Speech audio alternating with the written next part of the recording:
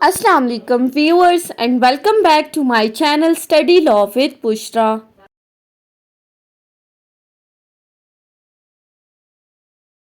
So we were discussing Contract Act 1872. We have discussed up till section 50. In this video we are going to discuss the topic of performance of reciprocal promises. But before starting the discussion, I request you all to please subscribe to my channel and don't forget to press the bell icon for latest updates. Do share this video with your friends and don't forget to comment your feedback. So let's move towards the discussion. Performance of the reciprocal promises is explained from section 51 till section 54. हम topic study कर रहे हैं discharge of the contract की कि first way क्या है discharging of the contract का by way of the performance. अब आज की इस वीडियो में हम स्टडी करेंगे कि हम रेसिप्रोकल प्रॉमिसेस को परफॉर्म करके अपने कॉन्ट्रैक्ट को किस तरह से डिस्चार्ज कर सकते हैं। Now what is the reciprocal promises? Reciprocal promises को अगर हम सिंपली देखें तो प्रॉमिस के बदले प्रॉमिस, एक प्रॉमिस के बदले दूसरा प्रॉमिस कर। अब ये प्रॉमिस के बदले प्रॉमिस का क्या मतलब है, हम एक एग्जांपल से इसको देख लेते हैं। फॉर एग्जांपल ए और बी हमारे पास दो पार्टीज हैं। ए बी को कहता है कि मैं तुम्हें अपनी कार डिलीवर करूंगा, मैं तुम्हें अपनी कार बेचूंगा। ये एक प्रॉमिस है जो ए बी को कर रहा है। बी इन रिटर्न ए को क्या कहता है कि मैं तुम्हें इस कार को खरीदने के बाद कुछ पैसे दूंगा। यानी कि ए ने बी के साथ प्रॉमिस किया कार बेचने का और बी ने इन रिटर्न प्रॉमिस किया कि मैं तुम्हें इस कार के बदले पैसे दूंगा। सो यहाँ पर क्या हुआ, प्रॉमिस के बदले प्रॉमिस। लेकिन याद रखना है कि reciprocal promises has to be performed simultaneously, इकट्ठा इन प्रोमिसेस को परफॉर्म करना है। और कॉन्ट्रैक्ट एक्ट की डेफिनेशन क्लॉज के अंदर सेक्शन 2 क्लॉज एफ जो है वो रेसिप्रोकल प्रोमिसेस को डिफाइन करती है। और वो क्लॉज क्या कहती है, that promise which form the consideration or part of the consideration are known as reciprocal promises. अब कंसिडरेशन और part of consideration for each other, consideration से क्या मुराद है, something given in return, something in return, किसी चीज के बदले कुछ देना। अब यहाँ पर ए बी को कार डिलीवर कर रहा था तो बी इन रिटर्न उसके बदले उसको पैसे दे रहा था। तो सिमल्टेनियसली ये प्रोमिसेस परफॉर्म होते हैं, एक के बदले दूसरा प्रॉमिस, इनको हम कहते हैं रेसिप्रोकल प्रोमिसेस।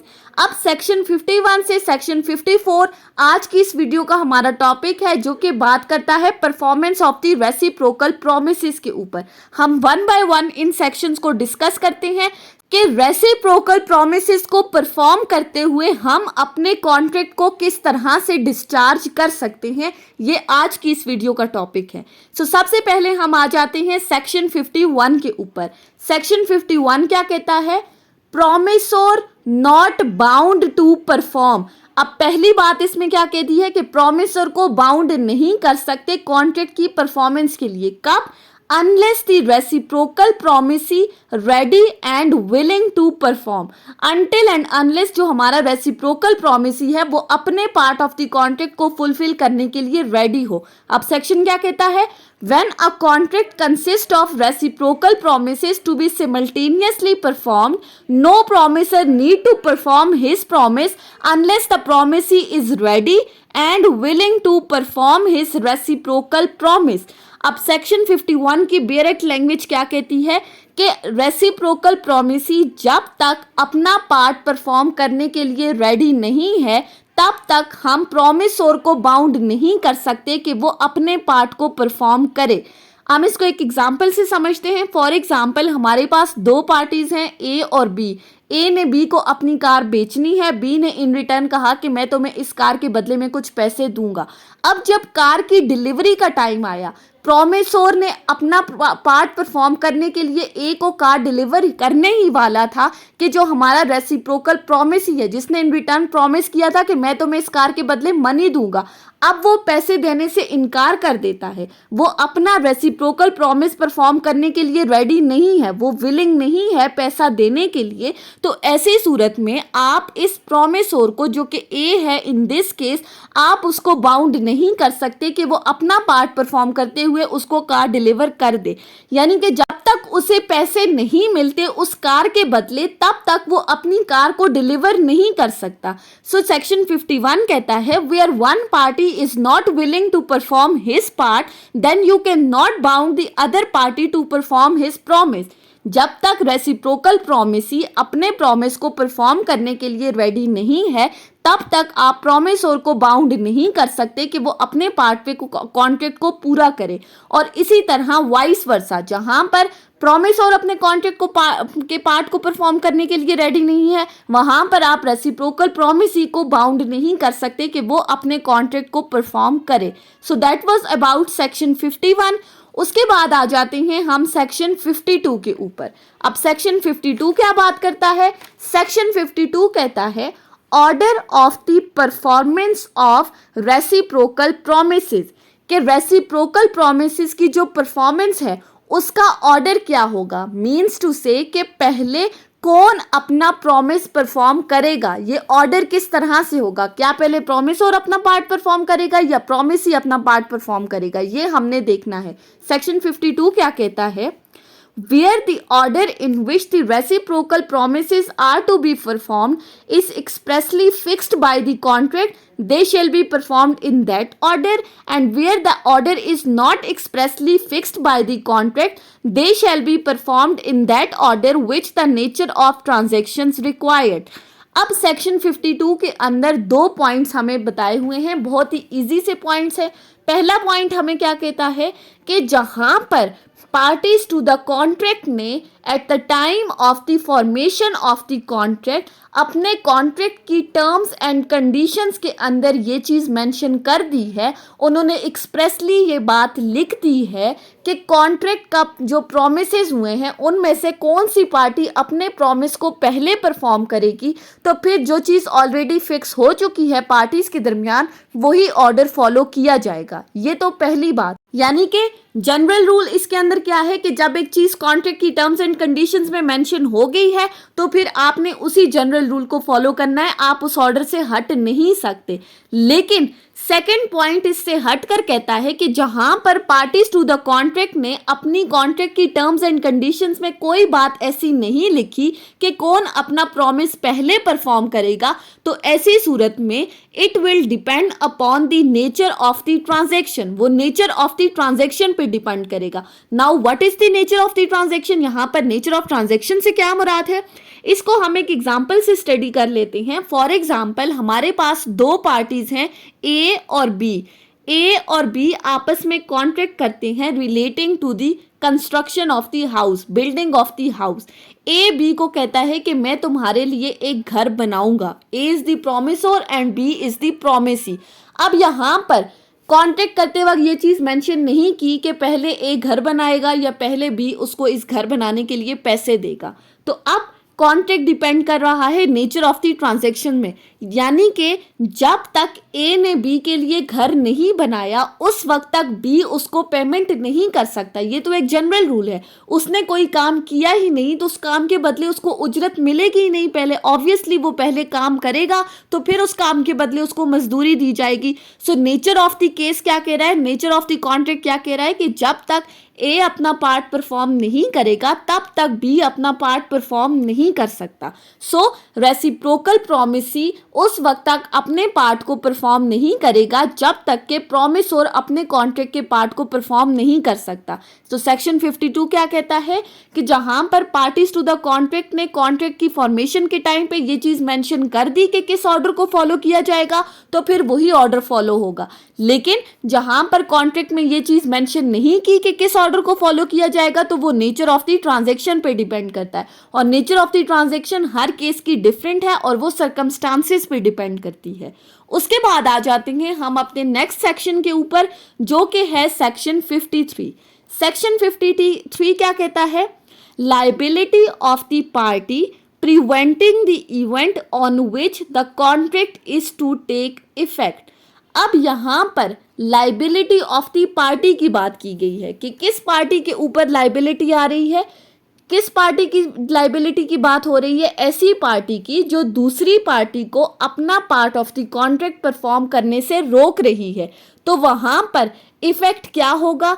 सेक्शन 53 इस इफेक्ट को डिस्कस करते हुए कहता है, when a contract contains reciprocal promises and one party to the contract prevents the other from performing his promise, the contract becomes voidable at the option of the party so prevented, and he is entitled to compensation from the other party for any loss which he may sustain in consequence of the non-performance of the contract. अब section 53 की बेरेट language से हट के अगर आप simply देखें तो section कहता है कि जहां पर पार्टीज के दरमियान कोई कॉन्ट्रैक्ट हुआ है और उस कॉन्ट्रैक्ट के अंदर रेसिप्रोकल प्रोमिसेस हैं, यानी कि प्रॉमिस के बदले अगर कोई प्रॉमिस है और उस कॉन्ट्रैक्ट के अंदर एक पार्टी प्रिवेंट कर रही है दूसरी पार्टी को अपना part of the contract perform करने से, तो इसका इफेक्ट क्या होगा कि जिस पार्टी को रोका जा रहा है वो पार्टी नहीं कि जो दूसरी को रोक रही है, बल्कि जिस पार्टी को प्रिवेंट किया जा रहा है अपना पार्ट परफॉर्म करने से, उसके पास ये राइट है, उसके हाथ में ये है कि वो इस कॉन्ट्रैक्ट को वॉइडेबल करार दे, यानी कि contract is voidable at the option of that party which is being prevented from performing his part. वो अपने कॉन्ट्रैक्ट को ख़त्म कर सकता है because he was ready to perform his part of contract, he was willing to perform his contract, but he was prevented by the other party for the non-performance. Now this party isn't liable for the non-performance of the contract. और इस non performance of the contract की consequences में अगर इस party को किसी भी तरह का कोई भी नुकसान हुआ है तो वो उस पार्टी से कॉम्पनसेशन क्लेम कर सकती है जिसने इसे पार्ट परफॉर्म करने से रोका है। फॉर एग्जाम्पल, हम एक एग्जाम्पल से समझते हैं। हमारे पास दो पार्टीज हैं, ए और B. A is the promisor and B is the promisee. A और बी आपस में कॉन्ट्रैक्ट करते हैं। बी ए को कहता है कि मैं तुम्हारे लिए कुछ काम एग्जीक्यूट करूंगा फॉर इतने रुपीज़, यानी कि इसके बदले ये कहता है कि मैं तुम्हें लेट सपोज 100 रुपीज़ दूंगा या 1000 रुपीज़ दूंगा। ये इन दोनों के दरमियान कॉन्ट्रैक्ट हो गया। ए उसको अपना सर्वेंट हायर कर देता है कि तुम मेरे लिए फलां फलां काम करोगे। Now B is ready and willing to perform his part of the contract. वो उसका काम के लिए विलिंग है, लेकिन ए उसको वो part of the contract perform करने से रोक रहा है। वो उसको रोक रहा है कि तुम मेरे लिए ये काम ना करना। तो यहाँ पर नॉन परफॉर्मेंस किसके पार्ट पर हुई? ए के पार्ट पर। सो बी के पास ये राइट है कि वो इस कॉन्ट्रैक्ट को वॉइडेबल करार दे सकता है, वो इस कॉन्ट्रैक्ट को ख़त्म कर सकता है। और इस कॉन्ट्रैक्ट के ख़त्म होने के नतीजे में अगर बी को किसी भी तरह का कोई नुकसान हुआ है तो वो ए से कॉम्पनसेशन क्लेम कर सकता है। लेट सपोज उसको किस तरह का नुकसान हो सकता है कि बी को किसी और जगह पर भी काम मिल रहा था, लेकिन चूंकि ए ने बी को कहा कि मैं तुम्हें काम करने के बदले पैसे दूंगा, तो बी ने वो दूसरी जगह का काम छोड़ दिया। तो यहाँ पर बी को जो वो काम छोड़ने का नुकसान हुआ है वो उस नुकसान को क्लेम करेगा ए से। सो सेक्शन 53 कहता है लाइबिलिटी किसके पार्ट पर आ गई? उस पार्टी के ऊपर जो दूसरी पार्टी को कॉन्ट्रैक्ट करने से रोक रही है। उसके बाद आ जाते हैं हम लास्ट सेक्शन के ऊपर जो कि है सेक्शन 54। सेक्शन 54 क्या कहता है? Effect of default is to that promise which should be first performed in contract consisting of reciprocal promises। अब यहाँ पर इफेक्ट ऑफ डिफॉल्ट की बात की गई है कि जिस प्रॉमिस को पहले परफॉर्म करना चाहिए था, अगर वो प्रॉमिस परफॉर्म होने में कोई पार्टी डिफॉल्ट कर जाती है तो उसका इफेक्ट क्या होगा। Section 54 states that when a contract consists of reciprocal promises such that one of them cannot be performed or that its performance cannot be claimed till the other has been performed and the promisor of the promise last mentioned fails to perform it, such promisor cannot claim the performance of reciprocal promise and must make compensation to the other party to the contract for any loss which such party may sustain by the non performance of the contract। अब section 54 की बेयरट language से हटकर simply अगर हम इस section को देखें तो इस सेक्शन में एक ही बात की गई है, और वो सिंपल सी बात क्या है कि जहां पर दो पार्टीज के दरमियान कॉन्ट्रैक्ट हुआ है, दोनों पार्टीज ने रेसिप्रोकल प्रॉमिसेस किए हैं, एक के बदले दूसरा प्रॉमिस। अब इस कॉन्ट्रैक्ट के अंदर अगर तो कोई प्रॉमिस ऐसा था जिसको पहले परफॉर्म होना चाहिए था, अगर वो प्रॉमिस परफॉर्म होगा तभी आप सेकंड प्रॉमिस को परफॉर्म करोगे। सो अगर वो प्रॉमिस पहले जिसको परफॉर्म होना चाहिए था, अगर एक पार्टी उस प्रॉमिस को परफॉर्म नहीं करती तो आप दूसरे प्रॉमिस की परफॉर्मेंस को क्लेम नहीं कर सकते। अब इसका क्या मतलब है कि फर्स्ट प्रॉमिस परफॉर्म होगा तो सेकंड प्रॉमिस की परफॉर्मेंस होगी, अगर फर्स्ट नहीं होगा तो सेकंड की परफॉर्मेंस ऑफ क्लेम नहीं कर सकते। इसको हम एक एग्जांपल से स्टडी करते हैं तो हमें इजीली समझ में आ जाएगा। फॉर एग्जाम्पल हमारे पास ए और बी दो पार्टीज हैं। ए बी को हायर करता है और उसको कहता है कि तुम मेरी गुड्स को एक जगह से दूसरी जगह डिलीवर कर दो। फॉर एग्जाम्पल वो उसको कहता है कि तुम मेरी गुड्स को कराची से लाहौर डिलीवरी कर दो इन गुड्स की। अब बी रेडी हो गया है इस कॉन्ट्रैक्ट को पूरा करने के लिए। वो उसको कहता है कि ठीक है, मैं तुम्हारी गुड्स की डिलीवरी करूंगा एक जगह से दूसरी जगह तक, लेकिन तुम मुझे इस के बदले एक कार्गो प्रोवाइड करो ताकि मैं उस कार्गो में तुम्हारी गुड्स की डिलीवरी कर सकूं। अब यहाँ पर रेसिप्रोकल प्रॉमिस बी का क्या है कि वो उससे कार्गो मांग रहा है। अब अगर ए उसको कार्गो प्रोवाइड नहीं करता, यहाँ पर गौर से सुने, उसे कार्गो मिलेगी तब गुड्स की डिलीवरी होगी, यानी कि सेकंड प्रॉमिस परफॉर्म होगा तब आप फर्स्ट प्रॉमिस को परफॉर्म कर सकोगे। जब भी उसे कार्गो प्रोवाइड नहीं करता तो वो गुड्स को डिलीवर नहीं कर सकता। कॉन्ट्रैक्ट तो यही हुआ था, जब ए ने उसे रोक दिया कि मैं तुम्हें कार्गो नहीं दूंगा तो सेकंड प्रॉमिस फुलफिल नहीं होगा, यानी कि प्रॉमिसोर ने डिफॉल्ट कर दिया है। जब प्रॉमिसोर ने डिफॉल्ट कर दिया है तो वो फिर उससे परफॉर्मेंस ऑफ द कॉन्ट्रैक्ट को क्लेम नहीं कर सकता। नॉन परफॉर्मेंस किसके पार्ट पर हुई है? प्रॉमिसोर के पार्ट पर हुई है। Now he can not ask the reciprocal promisee to perform his part. ना ही वो उसको सू कर सकता है। लाइबिलिटी प्रॉमिसी के ऊपर नहीं आ रही, लाइबिलिटी किसके ऊपर है? प्रॉमिसोर के ऊपर है। और अगर तो इस non performance of the contract के नतीजे में रेसिप्रोकल प्रॉमिसी को किसी भी तरह का कोई भी नुकसान होता है तो वो इस नुकसान को अपने प्रॉमिसोर से क्लेम कर सकता है। वो like in case of this example, B को अगर कोई नुकसान होता है तो वो ए से कॉम्पनसेशन क्लेम करेगा। सो सेक्शन 54 सिंपली क्या कहता है कि अगर कोई ऐसा प्रॉमिस जिसको पहले परफॉर्म होना चाहिए था, अगर कोई पार्टी उस प्रॉमिस को परफॉर्म करने में डिफॉल्ट कर जाती है तो उसका इफेक्ट क्या है कि वो प्रॉमिसोर फिर सेकंड पार्टी से परफॉर्मेंस ऑफ द कॉन्ट्रैक्ट को क्लेम नहीं कर सकता, और साथ ही साथ वो दूसरी पार्टी को कंपनसेट करेगा अगर दूसरी पार्टी को किसी भी तरह का कोई भी नुकसान होता है in consequence of this non performance of the contract. So ये थी हमारी आज की discussion performance of the reciprocal promises के ऊपर। हमने सेक्शन 51 से सेक्शन 54 तक डिटेल में डिस्कस किया है। So that's all about today's lecture. I hope कि आपको ये लेक्चर समझ में आया होगा अगर आपने इस वीडियो को अटेंटिवली सुना है तो।